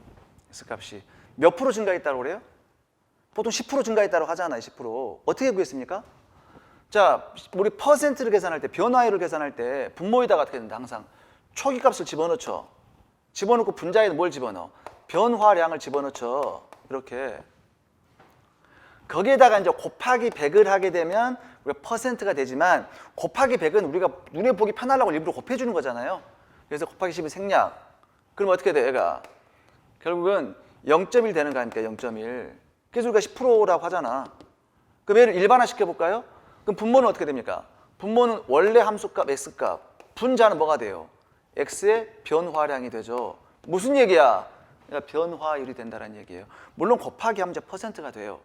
자, 하고 싶은 얘기, 어떤 변수에다가 자연노구를 취해요. 어떤 변수에 자연노구를 취한 다음에 그거의 변화량을 계산하게 되면 그 변수의 변화율이 돼요. 자, 어떤 변수의 로그 값의 변화량은 그 변수의 변화율이 된다. 이게 중요한 거야. 어떤 변수에다가 자연노구를 취한 다음에 변화량을 계산하게 되면 그 변수의 변화율이 된다는 얘기예요. 자, 그러면 제가 하고 싶은 얘기는 여기서 요겁니다. 일단 두 변수가 곱셈의 형태로 있어요. 그럼 이 녀석의 변화율을 계산하세요. 변화율을. 오케이. 그러면 여기서 이걸 요렇게 델타 했어요. 그러면 자, 어떤 변수 xy에다가 자연노구 취한다면 변화량을 계산해라. 그럼 뭐야? xy의 변화율이 된다고요. 그럼 xy의 변화율은 뭐가 돼? x의 변화율 더하기 y의 변화율이 된다는 얘기예요. 얘를 이렇게 한번 써볼게요. 이렇게 보니까 여러분들 헷갈리니까 xy가 나오니까 y는 x1 곱하기 x2예요. 이렇게. 그럼 얘를 자연노구 취한단 말이야. 로그 y는 로그 x1 더하기 로그 x2가 되겠죠. 오케이. 그럼 아까도 방금 이야기했듯이 어떤 변수에다 자연노구 취한 다음에 변화량을 계산하게 되면 그 변수의 변화율이 되니까 이거 y의 변화율은 x1의 변화율 더하기 x2의 변화율이 되는 거예요. 자, 두 번째 x1 나누기 x2예요. 제가 또 자연로그 취해볼까요? 로그 y는 자 아까 나눗셈 빼기로 가죠. 로그 취하면 그럼 로그 x1 빼기 로그 x2가 돼요. 오케이. 그럼 이때 이거의 변화량 또 계산하자. 변화량. 그러면 y의 변화율은 x1의 변화율 빼기 x2의 변화율이 된다는 얘기야.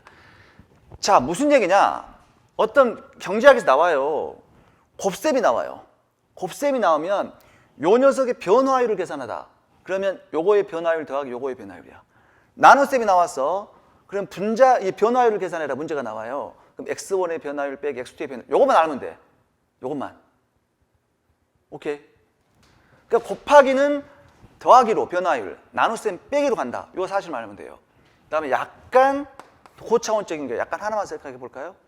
자, 이게 나중에 이제 국제 경제학에 나와요. 요게 Q가 실질 환율이야.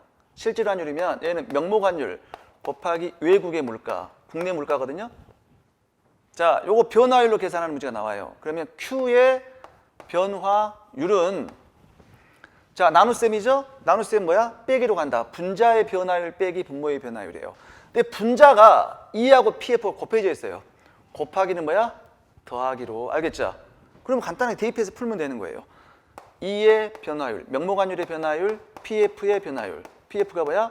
외국의 물가 상승률이에요. 그 다음에 분모의 변화율 빼기 국내 물가 상승률. 이 정도로만 하시면 된다고요. 됐나요? 약간 더 고차원적인 거. 이제 경제 성장론에서 너무너무 중요한 거예요. 성장 회계 방정식 진짜 잘 나온 거예요. 이런 거예요. 자, y는 a 하고요. l의 알파 k의 1-알파예요. 자, 요걸 변화율로 계산하세요. 한번 로그 취해 볼까요? 로그 y는 자, 곱하기는 로그는 뭐 한다? 더하기로. 로그 a 더하기 로그 l의 알파 더하기 로그 k의 1-알파죠. 그럼 얘는 다시 로그 a 더하기 요 지수가 앞으로 튀어나올 수 있죠. 그 정도는 아시죠? 그럼 알파 곱하기 로그 l이잖아. 요거 앞으로 튀어나오죠? 1-알파 곱하기 로그 k가 돼요. 그러면 또 그대로 적용하는 거예요. 적용할게요.